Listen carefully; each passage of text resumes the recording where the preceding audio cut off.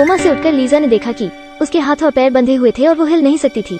जमीन पर हर जगह खून और गंदगी थी। एक गुप्त कमरे में वो निराशाजनक और डरी हुई महसूस कर रही थी। यहाँ करीब 13 महिलाएं थीं, लेकिन वे सभी मर चुकी थी।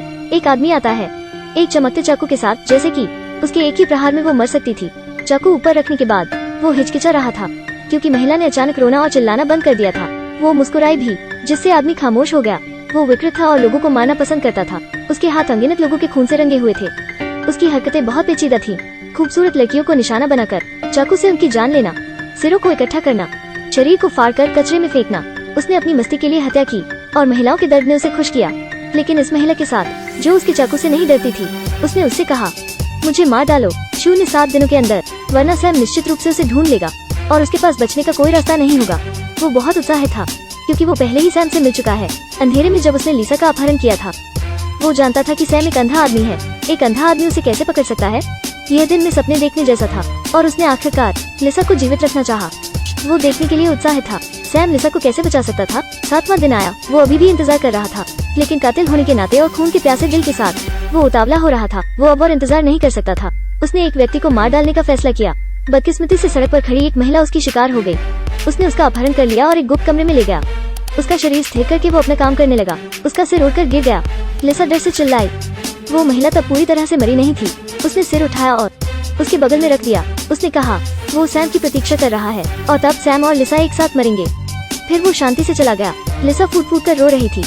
अगले दिन एक महिला की लाश मिली। सैम घटनास्थल पर पहुंचा। उसने मन में धन्यवाद दिया कि वो लिसा नहीं थी, वो जीवित थी। लेकिन उसके गायब होने से वो बहुत चिंतित था। उसने लिसा को लंबे समय पहले प्रपोज किया था। उसकी आंखें उसके लिए प्यार से भर आई। लेकिन एक सीरियल किलर के साथ एक और महिला की मौत हो गई, जिसने उसे और डरा दिया। उसने पुलिस से पूछा और लिसा की तलाश की, लेकिन उसे अनदेखा किया गया और पुलिस ने उसके लिए कुछ नहीं किया। वे कुछ नहीं कर सकते थे। ऐसा नहीं था कि वे नहीं चाहते थे, लेकिन वे नहीं कर सकते थे, क्योंकि हत्यारे की लोकेशन का पता नहीं चल रहा था। आमतौर पर कोई गवाह नहीं होता था। जब भी अपहरण हुआ, मामले सिर्फ इसलिए रुक गए क्योंकि कोई सुराग नहीं था।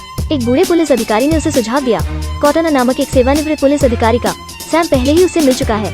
उससे मिलते ही वो पागल हो गया, क्योंकि वो एक विकलांग व्यक्ति थी। उन्हें व्हीलचेयर का उपयोग करना पड़ता था और केवल उनके हाथ ही चल सकते थे। कॉटना को विश्वास नहीं हुआ कि जो उस मामले के लिए उसके पास आया था, वो एक अंधा आदमी था। उसी समय पर पुलिस को आखिरकार सुराग मिला। पीड़िता के दोस्त के मुताबिक वो हत्यारा अक्सर एक साफ सुथरे और विनम्र व्यक्ति के रूप में होता है। उसके पास एक कार भी थी। वो सुराग योग्य नहीं था, लेकिन यह थोड़ी प्रगति थी। सैम और कॉटना के पास भी नई कावायां थी। हाल के अपराधों की छानबीन करते समय उन्होंने पाया कि सभी अपराध एक समस्या से संबंधित थे। वे स्थान जहां महिलाओं का अपहरण किया गया था, कूड़े के ढेर के पास थे। उन्होंने यह भी पाया कि एक पीड़िता का हाथ कुत्ते के पास था।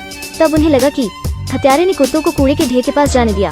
सैम ने अनुमान लगाया, पीड़ितों ने जब कुत्तों को डंप के पास देखा तो वे उत्सुक हो गए और फिर उनका अपहरण कर लिया गया। सैम का इरादा पुलिस को यह जानकारी देना था, लेकिन उसे कॉटना ने रोक दिया। ऐसा करने से हत्यारे को सतर्क होने का मौका मिल सकता था। उस वक्त लीजा की जिंदगी की गारंटी देना भी मुश्किल था। कॉटना ने सोचा कि सैम को इंटरनेट पर यह स्पष्ट खबर फैला देनी चाहिए, अन्य महिलाओं को अधिक सतर्क रहने के लिए याद दिलाने के लिए। जैसी की उम्मीद थी, अगली बार कातिल ने उन्हीं तरकीबों का इस्तेमाल किया जैसा सैम ने सोचा था। एक महिला उसके जाल में गई, पर वो एक तरफ छुप गई, क्योंकि वो इंटरनेट पर जानकारी पढ़ चुकी थी। कातिल का हाथ देखते ही वो जल्दी से निकल गई। हत्यारे को बहुत गुस्सा आया, क्योंकि वो उसका अपहरण नहीं कर सका। उसने दरवाजा खटखटाया और एक हैकर पाया। तब उसे महिला का पता चला। जाने से पहले उसने सुराग न छोड़ने के लिए हैकर को मार डाला। एक नई कार खड़ी दिखाई दी। उसी समय उसकी कार में ताला लगा हुआ था। वो जांच करने गई तो एक अजीब आदमी उसके पीछे दिखा। धीरे धीरे सिर घुमाकर जब वो मुड़ रही थी, उसने हमला कर दिया। वो बेहोश हो गई। गर्दन से खून बहने लगा। उसे बहुत डर लग रहा था। हत्यारा धीरे से बैठ गया और फिर बार बार उसने छुरा घोंपा। वो हमेशा की तरह उसके शव को गुप्त कमरे में वापस ले आया। दूसरे दिन सुबह दरवाजे से आ रही आवाज सुनकर सैम देखने गया। जैसे ही वो दरवाजे से बाहर निकला, वो किसी चीज से नीचे गिर गया। वो और आगे नहीं बढ़ सका। अजीब बात यह थी, उसे पता चला दरवाजे पर कातिल का पत्र था। वास्तव में हत्यारा जानता था कि उसकी जांच पुलिस और सैम द्वारा की जा रही है। सब चुप थे। सैम को लगा कि उसे जल्दी से कार्रवाई करनी चाहिए। उसने अपने सहायक से सुअर के खेतों की जांच करने को कहा, क्योंकि बिना सिर वाली महिला के शरीर पर सुअर की खाद की गंध थी। उनका मानना कि तब हर सुराग कीमती था। यह संभावना थी कि हत्यारा किसी सुअर फार्म में हो सकता है। लेकिन जब सभी ने कई सुअर फार्मों के आसपास देखा, कोई जगह संदिग्ध नहीं था। छानबीन करने के लिए सब रुक गए। कॉटना का मानना कि हत्यारा वही था जहाँ वे जा चुके थे। उसे भी संदेशा हुआ, जैसा उसने पहले कहा था। कातिल एक सुअर फार्म का मालिक था। उस समय वह अंजीर खिला रहा था। यहाँ एक पुलिसकर्मी भी आया था। वो हमेशा सैम का पीछा करता था, उसकी रक्षा के लिए और जो हुआ उसकी जांच के लिए। सैम की उपस्थिति ने हत्यारे को डरा दिया। पुलिस ने कहा कि वे यहाँ सुअर खरीदने आए थे। हत्यारे ने चुपके से पुलिसकर्मी को इंजेक्शन लगाया। हत्यारे का अपना मकसद था। पुलिस के कोमा में जाने के बाद हत्यारा उसे एक गुप्त कमरे में ले आया और उसे कसकर बांध दिया। जब लिसा ने यह देखा, लिसा उसे बचाना चाहती थी लेकिन वो कुछ नहीं कर सकती थी। उसने उसे जगाने के लिए पानी का इस्तेमाल किया। पुलिस की आंख खुली तो वो राहत महसूस कर रहा था क्योंकि लिसा अभी भी जीवित थी। जब हत्यारा कमरे में आया, उसके साथ में चाकू था, लेकिन पुलिसकर्मी डरा नहीं क्योंकि वो हत्यारे के बारे में जांच के पहले काफी समय से जानता था, क्योंकि उसने अपना परिवार और अपनी पत्नी को खो दिया था। वो मौत से नहीं डरता था। उसके मरने से पहले उसने लिसा से कहा, सैम निश्चित रूप से उसे बचा लेगा। कातिल अब और इंतजार नहीं कर सका। एक चाकू चला और उसका सिर कट गया। अगले दिन पुलिस अधिकारी का शव और सिर मिला। यह बहुत डरावना था। उस रात कातिल दिखाई दिया। वो सैम के घर चला गया। सैम को एहसास था कि हत्यारा आएगा। युद्ध के लिए तैयार होने के लिए वो स्वयं द्वार पर गया। हत्यारे ने खंजर निकाला। वो जल्दी से सैम की ओर हुआ। अचानक कार की हेडलाइट जल उठी। यह सैम का सहायक निकला। हत्यारा भागने लगा। अंधेरी रात में दो कारों ने एक दूसरे का पीछा किया। हत्यारे के पीछे सहायक की कार थी। अचानक हत्यारा दूसरी तरफ मुड़ गया, दूसरी सड़क पर। उस समय सहायक ने उसे खो दिया और कार रोक दी। वो एक छड़ी लेकर चला गया। एक टॉर्च ली और ध्यान से हर जगह इसकी जांच की। कार में कोई नहीं था।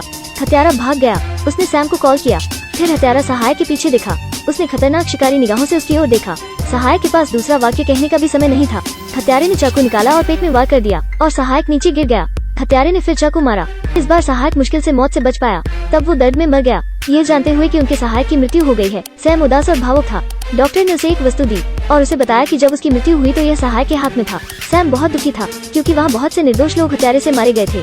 एक बदकिस्मत पुलिस अधिकारी और सहायक, वो अब लोगों को मरते हुए नहीं देखना चाहता था। उस पल में वो हार मान लेना चाहता था, लेकिन कॉटना ने दृढ़ निश्चय लिया। उसने सैम को डांटा और कुछ न करने के लिए खुद को दोषी ठहराया।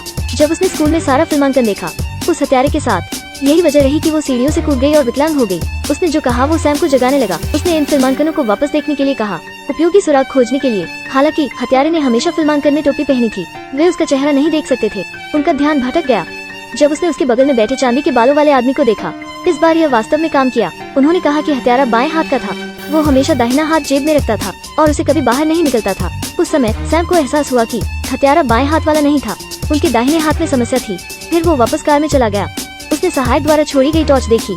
जब उसने इसे चालू किया तो उसने पाया कि हत्यारे की छोटी उंगली का निशान गायब था। यह सच था। सैम फिर से गाड़ी की दुकान पर गया। लेन देन के इतिहास में, जैसी की उम्मीद थी, एक मेहमान था जिसकी छोटी उंगली नहीं थी। पता चला वो एक सुअर फार्म के मालिक भी था। वो युवा और स्टाइलिश लग रहे थे, जो सभी सबूत से मेल खाते हैं। तब उन्होंने ठान लिया कि लोगों को कैसे बचाएं और हत्यारे को कैसे पकड़े। उसी समय पर, अभी कुछ समय पहले, लिसा को हत्यारे ने एक लंबी लोहे की चेन से बांधा था ताकि वो शौचालय जा सके। जब वो गलियारे में गई, उसने एक औरत को देखा, एक पागल इंसान को। उसने कहा कि उसका नाम लिंडा था। जब हत्यारा छोटा था तब वो अनाथालय में उसकी शिक्षिका थी। वो यहाँ फंस गई थी हत्यारे के बदला लेने के कारण, क्योंकि जब वो छोटा था वो दाहिना हाथ जेब में रखना पसंद करता था। लेकिन जब उसने देखा तो उसकी पिटाई कर दी। पूरे साल यही सजा दी उसे। इस वजह से उसकी छोटी उंगली टूट गई। फिर उसने अनाथालय छोड़ दिया। जब वो वापस आया उसने इसका बदला लिया। वो यहाँ 10 साल से फंसी हुई थी। उस समय लीजा समझ सकती थी कि बचपन में एक उंगली खोने के कारण हत्यारा भवनहीन हो चुका था। एक रात जब वो सोने गई, हत्यारा आया और उसकी आंखों पर पट्टी बांध दी और उसे एक जगह ले गया। जब उसने आंख खोली, उसने खुद को एक कुर्सी पर बंधा हुआ देखा। कमरा एक चौकसी की तरह स्थापित किया गया था। दीवार पर भगवान की माता का चित्र भी था। यह भयानक था। कोई कुर्सी पर बैठा था। उसके सिर के ऊपर की जगह खोपड़ियों से भरी हुई थी, जिससे वो डर गई। उसे नहीं पता था कि अब क्या होगा। उसने जो सुना वो ऊंची ऊंची आवाज थी। वो क्या था? यह एक कोने से बाहर आ रहा हत्यारा था। उसने जमीन पर घुटने टेक दिए। वो एक हत्यारे की तरह बिल्कुल नहीं लग रहा था। सुप्रभात लिंडा, वो भगवान की तरह लगती थी। पूरे सम्मान के साथ हत्यारे ने रहम की भीख मांगी और उसका मुंह सॉरी कहता रहा। उसने शिक्षक से खुद को दंडित न करने के लिए कहा। एक तरफ लिंडा को बहुत दुख हुआ। ऐसा लग रहा था कि हत्यारा अपने ही बुरे सपनों में डूब रहा है। अतीत में जो हुआ उससे वो डरा हुआ था, जिसने उसे एक दुष्ट बना दिया। लोगों को मारकर ही वो अपनी भावनाओं को संतुष्ट कर सकता था। हर बार वो दोषी महसूस करता था। वो क्षमा के लिए भीख मांगते हुए शिक्षक के पास गया। उसने हर बार ऐसा ही किया, फिर उस जगह से बाहर आ गया। इस बीच सैम ने अपने कार्यों की योजना शुरू की, क्योंकि आज रात आखिरी बार होगी। अगर उसने यह मौका गवा दिया तो लिसा खतरे में पड़ जाएगी। उनके पास 2 एक्शन ग्रुप थे। पावर स्टेशन गए कॉटना के सहायक। उन्होंने सुअर फार्म की व्यवस्था बिजली बंद कर दी। सैम और कॉटना लिसा की तलाश में गए, क्योंकि सैम नहीं देख सकता। कॉटना ने उसकी मदद करने के लिए उसकी आंखों की भूमिका निभाई। दोनों ने एक साथ तालमेल में काम किया। जब वे सुअर के खेत में गए, उस समय लिसा एक गुप्त कमरे में थी और मौत को स्वीकार करने की तैयारी में थी। कातिल चाकू पकड़े हुए था। उसने पुलिस की आवाज सुनी। यह सैम की योजना थी। कातिल पागल हो गया। उसने चाकू को हवा में उड़ा दिया। गुप्त कक्ष में प्रवेश करते समय उसने हत्यारे को देखा, लेकिन अचानक बिजली चली गई।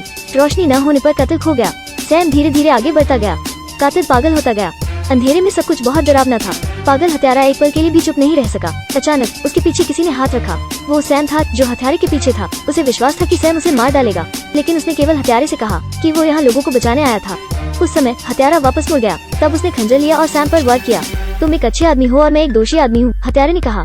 सैम ने दर्द सहा। फिर उसने एक बिजली की छड़ी निकाली, हत्यारे पर हमला किया। वो नीचे गिरा, फिर उसे हथकड़ी लगाई गई। सैम तब अन्य लोगों को बचा सकता था। गुप्त कमरे में सैम ने लिसा को पाया। जब वे जाने वाले थे, उन्होंने हत्यारे की आवाज सुनी, मुझे मेरे शिक्षक के साथ मत छोड़ो। लीजा उस समय बहुत असंतुष्ट थी। वो चाबी छोड़ने के लिए रुकी। कातिल अपने हाथों से रेंगने के लिए संघर्ष करता रहा।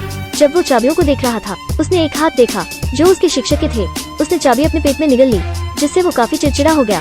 हत्यारा रेंग कर अंधेरे कमरे में चला गया। शिक्षक की आवाज सुनकर उसने चाबी लेने का इरादा किया, कफ अनलॉक करने के लिए, लेकिन बहुत देर हो चुकी थी। सैम, कॉटना और लिसा वापस चले गए। इस बीच हत्यारा निराशा में चिल्लाया, लिसा का क्या हुआ? उसने कई साक्षात्कारों में भाग लिया।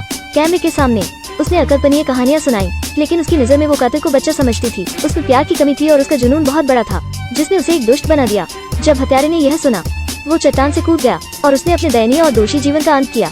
लेकिन मासूम लोगों के साथ उसने जो कुछ किया है, उसके लिए वे इसे उचित दंड मानते हैं।